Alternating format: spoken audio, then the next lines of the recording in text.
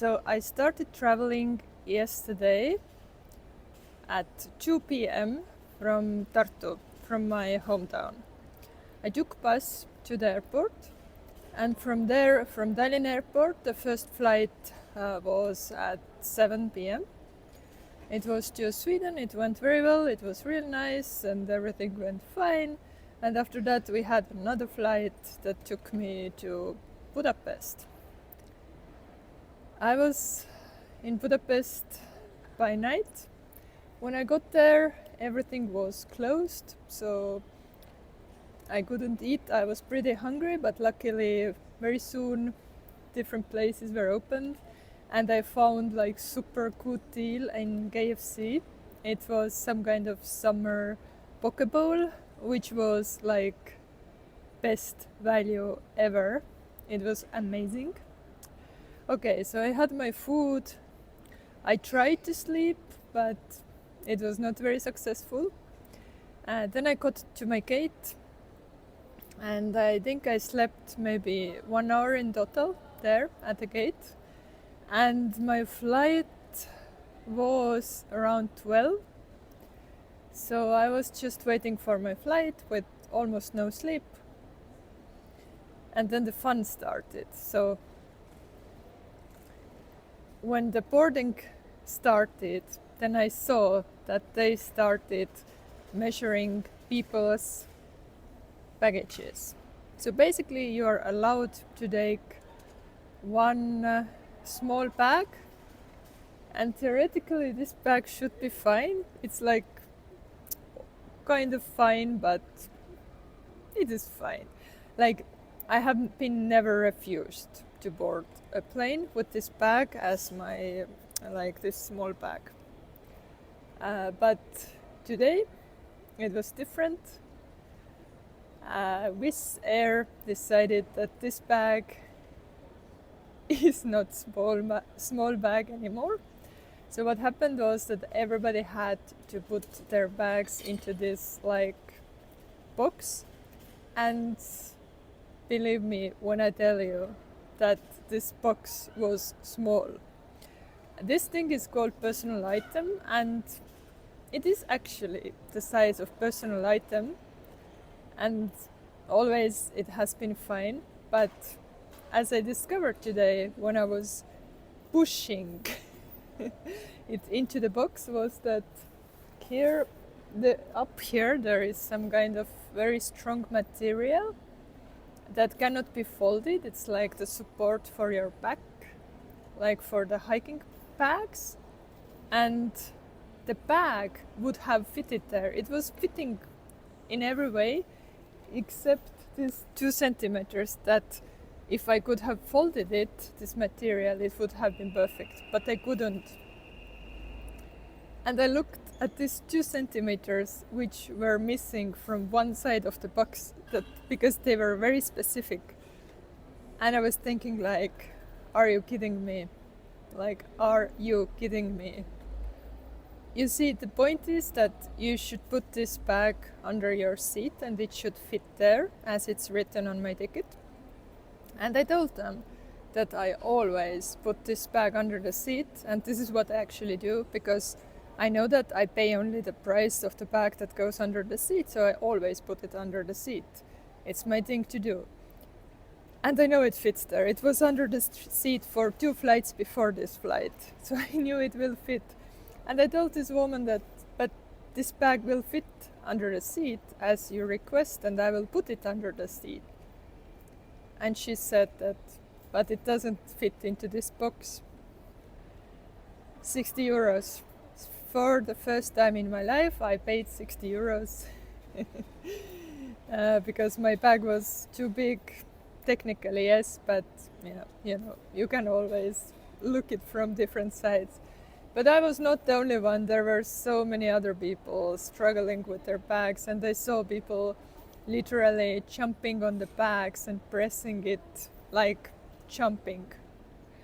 Really, really, like the bag was like not fitting, but they made it to fit. And I was thinking that I have quite a lot of valuable things inside that could actually get broken. And I also had some creams and oils and like technology and my medication, and I was like, I was not going to do it. So I decided I'm not going to try. I think I should have broken my bag a little bit up here, and it would have fit if I would have really tried, like really, but I didn't. So I paid 60 euros, and I told the woman that I think next time I choose another company, because still, to get to my point, I think their aim is that the bags should fit under the seat, and this is what my bag is capable to do, and it's always under the seat. My bag is never taking the room up there where the bigger bags go. So I think it's like this 2 centimeters that cannot be folded is like maybe overkill, but okay. Their company, their rules, and I can decide if I fly with them again or not. But I think one thing that actually disturbed me the most was that we were treated there, we were not treated like, it was not like super rude, but it was not polite anymore. Like we were treated like the second hand citizens, or however you call it. Like we were like children at the school who have done something wrong, and we were paying customers, and we were paying even more for what we did wrong. So and I can bring or give a really good comparison. Like once I was flying with Kenyan Airways, great company, and I think there was some issue that the bags for their domestic flights could be only certain like weight, check-in bags, and I think this weight was lower than the normal like weight. So when I got there, my bags were overweight, but the way Kenyan Airways communicated it to us was so respectful, so polite, and so friendly. And it was like the moment they discovered that our bag is heavier than it should be, we were still the valuable customers to them. But what I realized, or what I felt today with Wizz Air, was that the moment you got into that queue where, you know, they sent a lot of people to that queue where you were like going to try to get your bag into the box, and at least half of the people didn't make it, and they just paid the bank card and it's solved. But like from that moment on, I didn't feel any more like valuable customer because of the attitude of the staff. I think if they would have been nicer to us and like behaved nicely with us, I would be fine to pay for it. But, you know, technically I need to pay for it, and I know the risk. You know, if I don't measure the bag at home, if it's fixed to that box, then I know the risk, and I was ready to pay. But I was a little bit taken back by this attitude, and it was not the polite, respectful attitude anymore. So when I got to the flight, I could say I didn't enjoy the flight because how it began. And however, the stuff that was on the flight was great. They were nice, and they were actually going further than they should have. They were like 10 out of 10. But the ground stuff, I don't know, like, yeah, I think you got my point. It was a bad experience,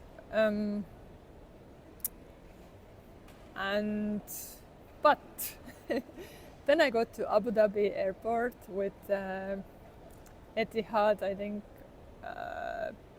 staff and everybody was so polite and so helpful, and they called me Miss. They call you, Miss, how are you? And they call you again. They take you as a like valuable customer, and it was really nice feeling after the trauma, small trauma I had with Wizz Air. So anyway, now I'm here, and I'm going to stay overnight at the airport.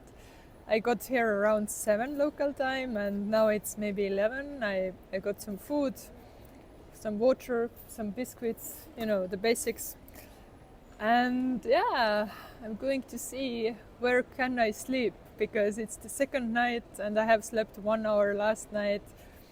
I think at some point I will definitely sleep, and I'm really, really, really looking forward to my last flight with Etihad, because last time when I flew with them from Singapore up to through Abu Dhabi up to Italy, it was great. It was amazing. Like it's not Ryanair, it's not Wizz Air, it's not EasyJet, it's Etihad, and it's a good company. You feel like a customer and like a valued customer there, and the food was good, and they gave us some really nice bags which I still use and so on.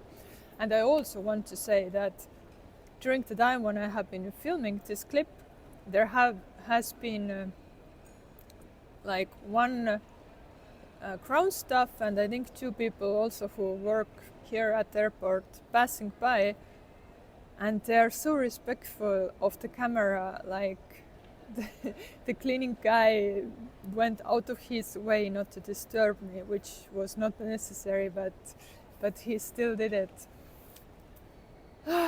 So I'm happy to be here, and I don't know which country's company is Wizz Air. I'm going to look for this information right now, because when I get to know it, is it Hungary? Is it possible? Is it from Budapest?